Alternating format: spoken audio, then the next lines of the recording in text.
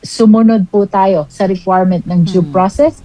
However, sila po ang ayaw mag-participate, no? Oo. We are giving them the opportunity to participate in the hearing, Opo. to counter the evidence of the complainant. Yes. But again, if they will not be availing of this opportunity, that is their prerogative, that is their option, that is their choice. So, nakakalungkot lang, Tony and Rika, kasi ang tagal na nito.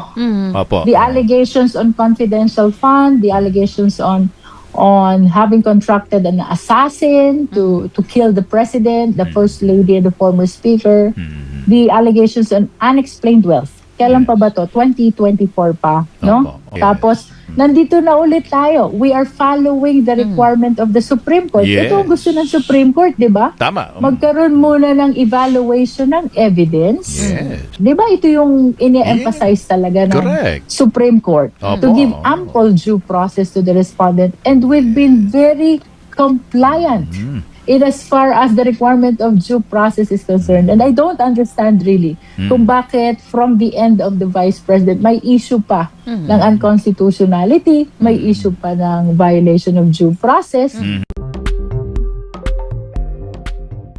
Good morning, Manong Ted. Good morning, DJ. Good morning. Tata. And thank Opo. you for having me here again. Opo, thank you ma'am. Unahin ko lang po ito no, para lang humaintindihan yung proseso na dapat pagdaanan nga nitong impeachment proceedings. Ma'am, sabi po ninyo, no, meron munang answer and then tutugon po yung mga nagrereklamo and then dapat may rejoinder. Kaninyo hindi na kinakailangan pa po ng rejoinder kasi nga hindi naman daw sinagot ni VP Sara yung mga complaints laban sa kanya. Ano po? Wait, to make it more accurate, Manong Ted, ganito yun, no? Tama ka doon. Under the rules, binibigyan natin ng 10 araw ang respondent, the Vice President, to file an answer, no? Bagaman ang naging observation ng mga justice members kahapon ay hindi naging responsive. Hindi sinagot ang mga alegasyon ng offenses at grounds kahapon sa answer. Hindi naman yon ang dahilan kung bakit umigsi yung period for responsive pleading. Manong Ted, ang dahilan is because yung complainant po na dapat magpa-file ng reply, which is an answer to the answer, ay nag-waive na ng kanilang opportunity or karapatan na makapag-file ng reply, no? Ito namang rejoinder, which is supposed to be the last responsive pleading, ito'y sagot sa reply. At kung Opo. wala namang reply na ipafile ang complainant, that is the reason why I said yesterday, since nag-waive na ng reply, there is no reason anymore to anticipate the filing of rejoinder. Opo. So, I hope we made that clear, no? In Opo. ordinary cases, and then reply within 3 days, and then rejoinder for 3 days, within 3 days. No? What happened kahapon, after the receipt of answer, nag-file ng manifestation ang complainant, hindi na po kami magpa-file ng reply. No? And because hindi na sila magpa-file ng reply, there is no reason anymore to anticipate the filing of rejoinder. Opo, opo. Ma'am, wala ho dong teknikalidad na maaring ma-erase ang kampo ni VP Sara na sila po ay obligado pa rin mag-respond doon po sa sinasabing waiver ng complainants. Wala na po masisilip pa dong technicality. I am certain, Manong Ted, wala. Kasi karapatan nyo ng complainant, whether they wish to file a reply or not. At naging malinaw kahapon sa kanilang manifestasyon na hindi na sila magpa-file ng reply, no? At dahil wala namang reply, wala ring dahilan para mag-file pa ang Vice President ng rejoinder. Okay. About the comment to the manifestation of waiver, that is a right of the complainant to waive. Kung sino ang may karapatan, siya rin ang may karapatang mag-waive. Just like yung sinasabi natin presence or participation ni VP sa hearing proper. Dumating siya or hindi, that is actually her choice. Pag hindi siya dumating, that will simply be considered as her waiver to be present.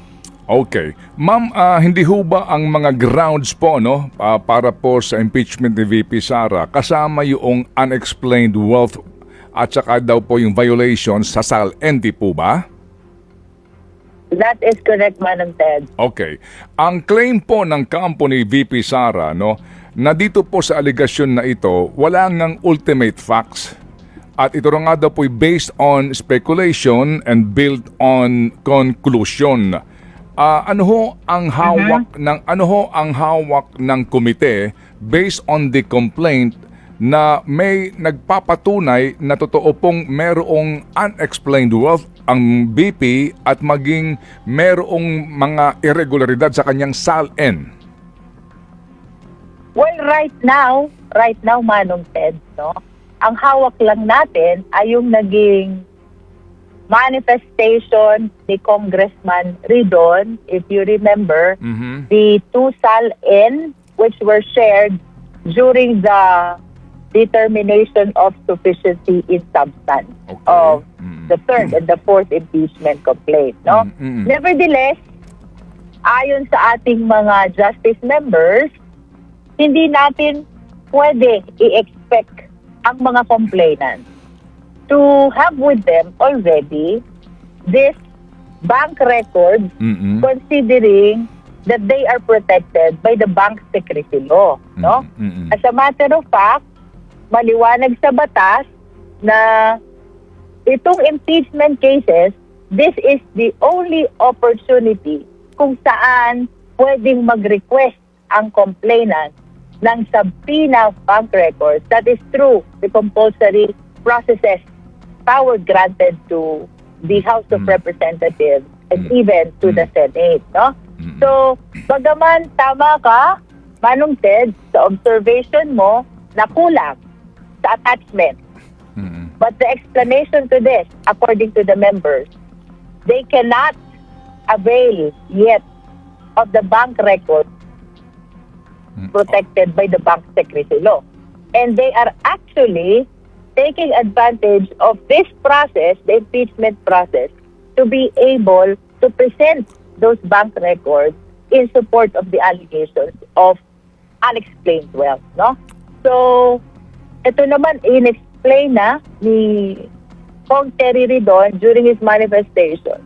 His theory about the offense committed is dapat yung kanyang nag-generate na income wherever they come from should be disclosed either in the SAL-N or in the income tax return. Otherwise, kung hindi ma-disclose, his theory is that constitutes unexplained wealth.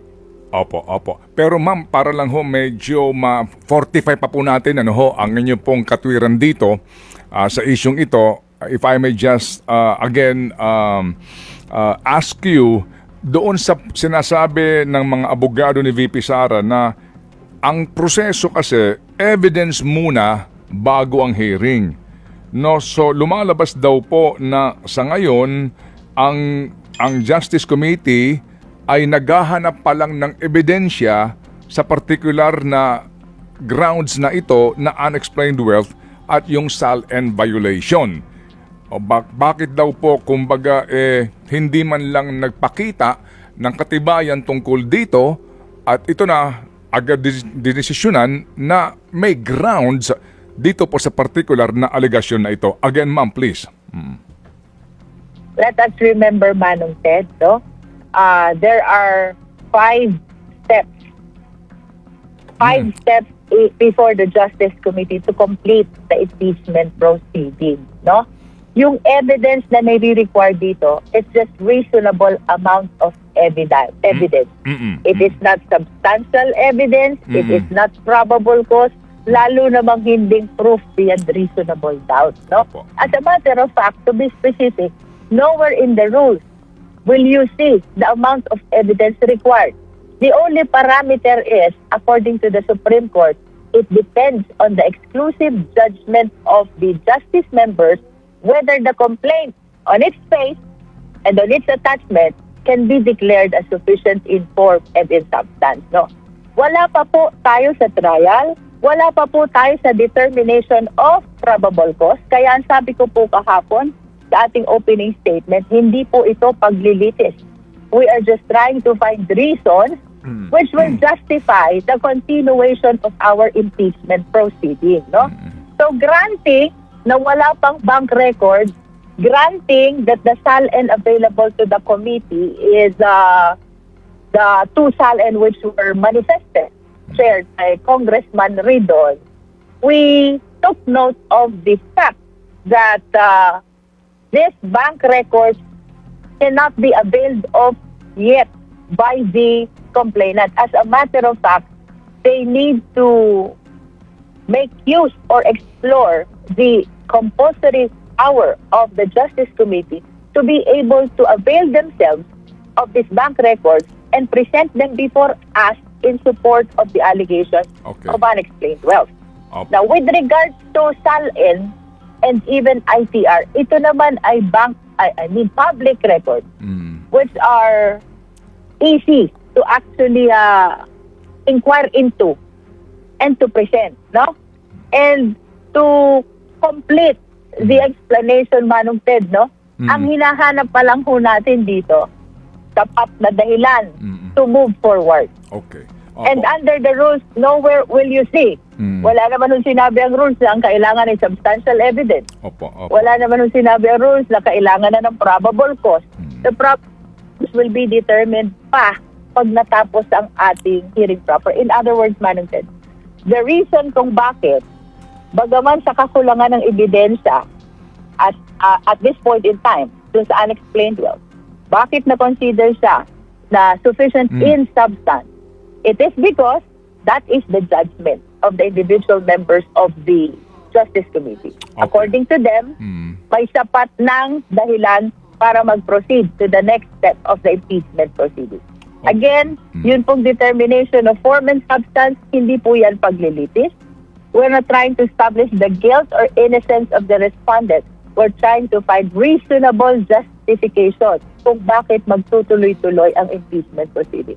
The same is true dun sa nangyari kahapon, Manong Ted, which is determination naman of sufficiency in ground. Hindi rin yun paglilitis. Ang hinahanap natin, reasonable justification why we should proceed to hearing proper. No? And the thing is, Manong Ted, ang naging observation ng mga justice members kahapon, sayang yung answer ni VP because it failed to respond directly to the allegations of offenses and grounds which could have convinced the justice members not to vote in towards the declaration of sufficiency in ground na sana na-prevent yung pagtutuloy-tuloy doon sa hearing proper. Sige po. So ma'am, inyo po na ipaliwanag na klaro yung 5 baitang na dadaanan po nitong prosesong ito. So ito pong susunod yung hearing ay pagpupulong, ito na po yung ika-4 na baitang, hindi po ba? Ito na po yung hearing? Tama po yun. Okay, sige. So, tama po yun. Sa hearing na iyan, Madam Chair, yan ba yung appropriate time para po may magmosyon? Ano bang kaparaanan para ho maglabas ng subpoena ducis tecum ang komite para po doon sa bank records at ilang pang mga kakailanganing dokumento para po magkaroon ng ebidensya sa aligasyon po ng ang unexplained wealth at irregularidad sa SALN? Yes. As a matter of fact, Manong Ted, pag binasa mo yung rules, pagkatapos ng declaration of sufficiency in ground na nangyari kahapon, no, mag-uumpisa naman ang hearing proper. At dito sa hearing proper, dito pinapayagan na ang Justice Committee to act on the motions or whatever request the parties may have in relation to the impeachment complaint, no? So, we place on record kahapon the fact na may natanggap na ang committee na this is a request actually, not a motion, a request for the issuance of subpoena of various documents, no? To name some, ang kasama dyan yung documents from AMLA, documents from COA, and even the documents from the Committee on Good Government during the inquiry back in the 19th Congress, no? Okay. This was headed by Kong Joel Sua during that time, no? About the petition naman, which we placed on record also, I was corrected in fact by Congressman Chel Jokno. The petition was to invoke the protective custody of the HREP or the House of Representatives in favor of the witnesses, no? It is not necessarily transfer of custody, sabi ni Kong Chel Jokno. It is an invocation of the power of the House of Representatives to take protective custody, and the transfer of custody is just one of the various measures na pwedeng i-consider ng House of Representatives. Opo. So, during the hearing proper, ito po iti-take up na ng committee. And since the committee is a collegial body, hindi po yan pwedeng desisyon na ng chair alone. Hindi po yan pwedeng desisyon na ng few members lang. In other words, it has to be with the consensus of the justice members, no? So kung wala namang mag-o-oppose, just like what happened kahapon, it can be considered as unanimously approved. Pero kung may mag-o-oppose, palaging ang ating resort is to divide the house or to proceed to vote. Opo. So sino po, ma'am, dapat dito ang kasi kaninyo meron ng request, no, dito po sa mga dokumentong ito. Sa hearing proper po, ito ho dapat idaan sa motion yung subpina ho ba agad o request pa muna? Ano ho ba ang inyong naiisip po na posibleng mangyari po dito? Sa usapin po ng bank records, AMLAC records, and SALN. Whether this is a request or a motion, a justice member should be able to formalize that during the hearing proper. And I wish to state for a fact na si Kong Chel Jokno is a justice member, no? So I anticipate that he will be formalizing that into a motion, the request for the issuance of subpoena during the hearing proper, no? Okay. I in fact instructed or directed the committee secretariat to help Kong Chel Jokno furnish copy of the request for issuance of subpoena as well as the petition for protective custody to the respondents for whatever course of action they wish to take. Opo. That's relevant nga kay Madriaga. And again, doon nga po susipin po nitong subpina sa mga bank documents, bank records. Ma'am, kapag po hindi sumunod ang bangko sa subpina po ng House, kung sakali man, ano pong, meron hubang penalty ang bangko dyan? Well, alam mo kasi yung failure to obey lawful orders of courts of law, that includes the power of the Justice Committee to compel the production of these documents by way of subpoena, no? Ang consequence nito, they can be cited in contempt for failure to obey a lawful order of the impeachment proceeding, something like that, no? So that is how it is being addressed in case it will not be obeyed or responded to by banks. Pero ang nakita ko kahapon sa request, Manong Ted, is not yet the bank. It is AMLA. AMLA documents ang ipinapaproduce by way of their request for issuance of subpoena duces seco. Hindi pa bank. Okay, opo. And then we will have to wait nga, no, kung ito ba'y magiging ma-raise itong isyong ito. Sige, so Chairman, yun pong panigan ni VP Sara na yung sa COA Notice of Disallowance na bahagi po sa kanyang naging answer, sinasabi nila na hindi pa final yan eh. Bakit naman kayo nangunguna dito sa sinasabi nyo sa confidential fund na mali ang paggamit ni VP Sara? Ito nga'y subject pa ngayon to deliberation, eventually daw po sa commission, and eventually sa Supreme Court kung sila po hindi kontento dito. Bakit po pinangungunahan daw po ninyo? Yes, ma'am. With that argument, Manong Ted, that means that the Justice Committee has to wait until the last resort of filing a petition in the Supreme Court and the latter's resolution of the issues raised in the petition, no? Kung ganyan ang magiging argument natin in impeachment cases, Manong Ted, walang makakapag-file ng impeachment against impeachable official because alam natin na napakaraming judicial remedies na ipinagkakaloob sa parties to a complaint until our final recourse, which is the highest tribunal, the Supreme Court. That is one. Pangalawa, we should understand, iba yung proceeding ng COA, iba itong impeachment case, no? The question is, yun bang issuance ng notice of disallowance, does it constitute an impeachable offense already, no? Without necessarily generating a decision which is final and executory already from COA or even from the Supreme Court, no? Kasi ito, ang tinitingnan dito is the fitness of the public official to continue in assuming public office, no? So, this is quite irrelevant doon sa finality ng decision ng COA and even to the finality of the possible petition in the Supreme Court. Pwede, Manong Ted, na from the notice of disallowance, may basis ng makita ang justice members, at least for the purpose of proceeding to the next step of the impeachment proceeding. Let us take note, Manong Ted, para po hindi malito ang ating kapwa Pilipino.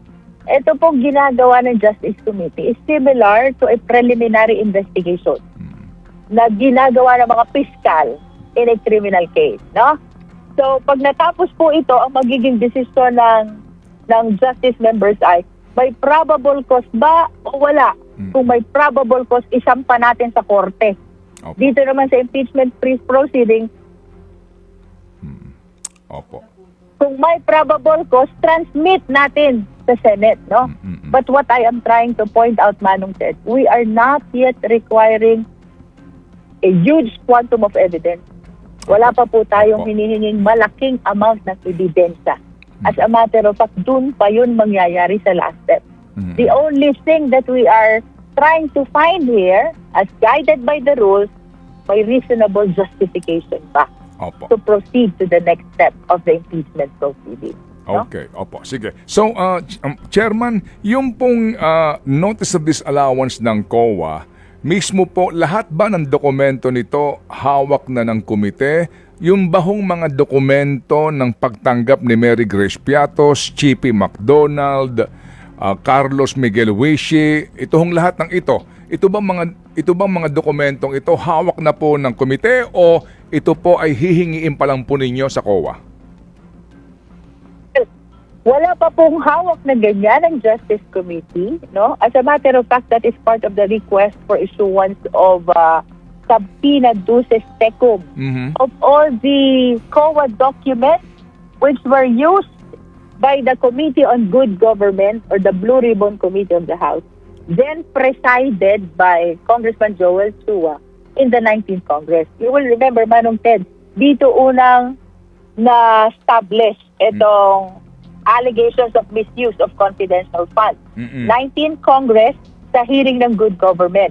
So there were documents which were presented during that hearing, and I know for a fact na ang kasama doon sa request ng the Congressman Sel Jokno is issuance of subpoena of documents of the Committee on Good Government of the House of Representatives as well as documents from COA. Pero if your question is may hawak na ba kami?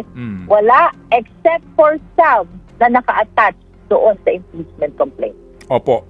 Meron ho ba mang posibilidad ho na yung mga taong tumanggap ng confidential fund gamit ang mga alias na ito ay malantad sa inyo pong mga pagdinig, ma'am, sa hearing?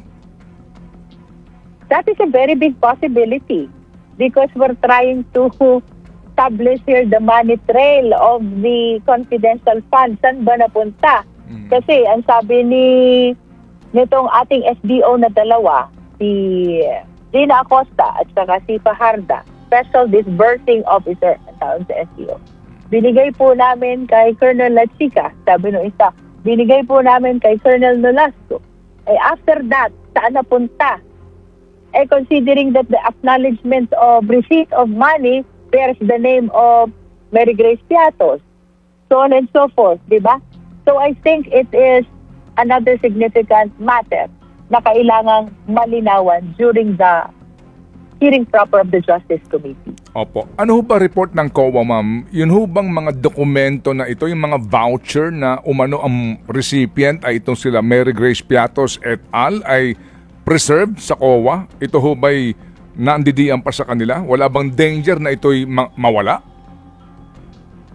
Well, I think they presented that already in the 19th Congress, the Good Government Committee, no? At wala naman tayong na-receive na information that these documents are no longer available. So I wish to believe that they are intact with COA. Okay. So ma'am, March 25 po, anong ating aasahan para lang ho mas maunawaan po ng ating mga kababayan? Ito hong inyong napipintong schedule kahit na po naka-Lenten break po ang Kongreso. Manong Ted, we are about to discuss our ground rules, no, for the purpose of our hearing proper. But nevertheless, it is certain that what the people will expect is the presentation of evidence and witness by the complainant, at pag natapos siya, presentation of evidence and witness by the respondent, no? Ang sabi sa rules, the direct examination and the cross-examination of the witnesses may be conducted by the justice members. Maraming nagtatanong, what will be the participation of the lawyers of the parties in the impeachment complaint? The participation of the lawyers are limited only to assisting the parties or their clients, no? It is also during this hearing proper where we will be acting on the request for issuance of subpoena as well as the petition for protective custody. Again, the Justice Committee is a collegial body, so if the question is how are you going to resolve these motions and requests, it will be done by way of motion. Opo. Kung walang mag-o-object, it means unanimously approved. Otherwise, we will be proceeding to vote. Okay. So, pag kompleto na yan, Manong Ted, tapos na lahat ng witness na isalang na, lahat ng documents na ipresenta na both the complainant and the respondent. That is the time we vote on the existence of probable cause, no? Opo. Kung ano man ang maging decision ng Justice Committee about the probable cause, we will be forwarding to the plenary subject to the decision of at least one-third vote of all the members of the House of Representatives. Opo. If it is in the affirmative, it warrants transmittal to the Senate. If it is in the negative or hindi namin ma-reach yung one-third vote in the floor, it is equivalent to the dismissal of the impeachment complaint. Okay. So at least that is the entirety of our process. Opo. Ma'am, ito po, pahabol lang po. Last question from Chacha. Go, Yes Cha. po, oo. Rep, madalas po sinasabi nila ang impeachment legal process but also a political process. Paano po natin sisiguruhin sa publiko na yung magiging desisyon ng committee members kung dapat nga pong ituloy-tuloy at umakyat sa Senado ito pong impeachment complaint laban kay VP Sara Duterte will purely be based on evidence rather than politics? Ano po ang kasiguraduhan na gusto nating ibigay sa mga nakikinig at nanonood sa atin ngayon? DJ, of course, lahat ng hearings natin naka-live stream. Yes no? po. At itong mga justice members who are discharging a function similar to a fiscal or a prosecutor is subject to the judgment also of the respective constituents. So, bagaman it is political, it is not enough na boboto ka lang in accordance with the position of your political party. Because if the decision of your political party is not in accordance with the existing evidence that supports or does not support the impeachment complaint, you will be subjected to the judgment of your constituents. No? Just like me, for example, I have constituents in Batangas. Dapat ang decision ko, apart from considering the position of the political party where I belong, that is Lakas, no? Dapat ang decision ko, naaayon din sa ebidensyang inilatag ng parties. Otherwise, I might be judged by my constituents on the next election. Okay. So I think from that point, we can give an assurance to the sovereign Filipino people that the justice members will be considering the evidence which will be presented by both parties in the determination of the existence of probable cause, which will be the deciding factor whether that will go to the plenary or otherwise. Meron pong aligasyon si Toby Tiangco ng Navotas na meron daw pong kapalit ito hong mga nandidiyan po sa komite para pumabor sa pagpapatuloy po ng impeachment process, ma'am. Short reaction, please. Ano daw kapalit? Wala akong alam na kapalit, no? Kasi I've been working on this because, of course, I feel the obligation to head the Justice Committee, to be able to come up with an orderly proceeding, an organized proceeding, and of course a decision which will be acceptable to the people. A decision which can be justified based on the evidence presented, no? I don't know anything na tinutukoy ni Congressman Toby Tiangco na kapalit ng aming nagiging judgment, decision, or position with regards to this impeachment complaint. For us, for me, no? Of course, I cannot speak for others, but for me, talagang I see this as my constitutional duty that I should be able to discharge. Opo. Chairman Jervil, muli po, salamat na marami sa inyo pong mahusay na paliwanag at muli kaming tatawag po kung kinakailangan. Salamat po, ma'am. Right. Regarding naman po dun sa attendance po ng respondent, VP Duterte, sa first hearing bukas, any filler po from her camp? Wala tayong nare-receive about the possibility of the Vice President attending our hearing tomorrow, no? But again, we are still hopeful kasi sabi ko nga, ang tagal na nitong mga katanungan na to, questions on the confidential fund, questions on the threat committed against the president, questions on unexplained wealth. I think it's about time na marinig na ng taong bayan ang kasagutan ng ating vice-presidente. Kung since mag-start na po yung isa sa mga pinaka-crucial part po ng impeachment proceedings dito sa Kamara, meron po ba kayong nararamdaman na external pressure bilang chairperson ng House Committee on Justice? To be honest, wala talaga no?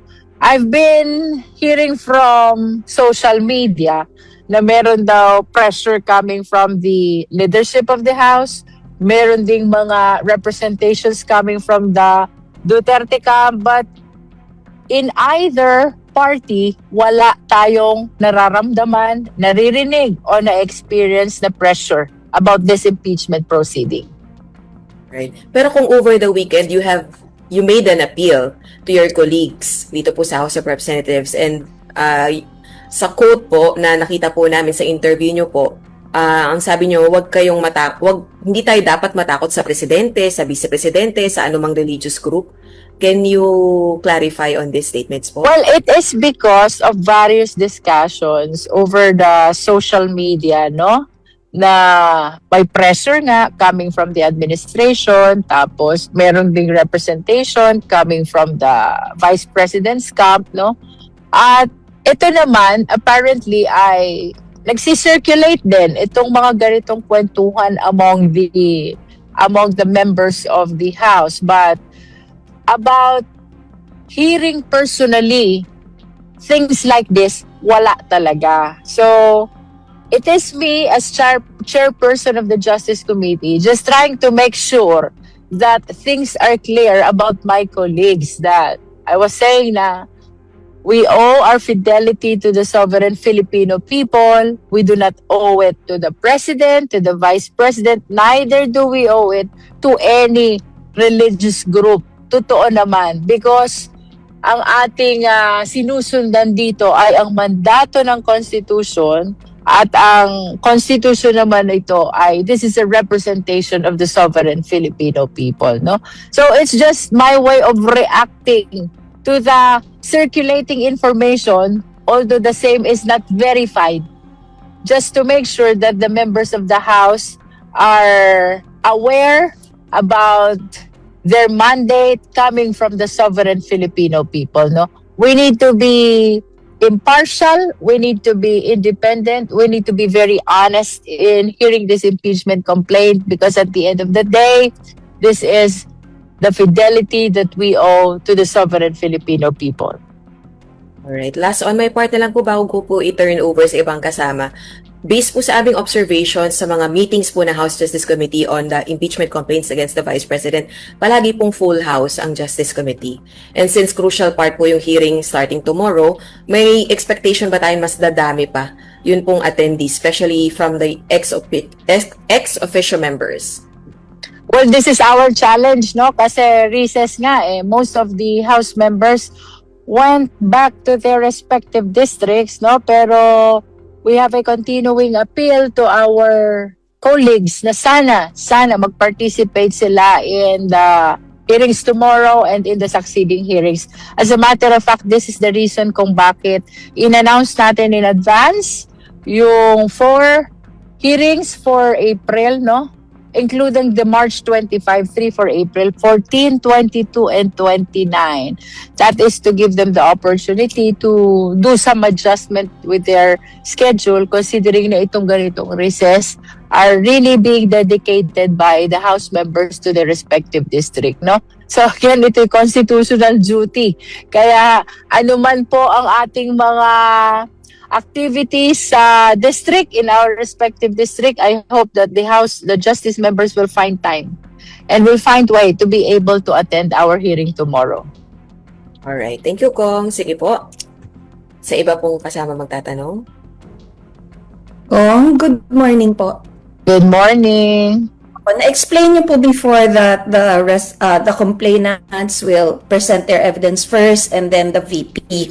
What if the VP will not participate po? What if she's absent? Paano yung presentation ng evidence niya? I have discussed this before, no? It should be the parties themselves who should lay down their respective evidence, no?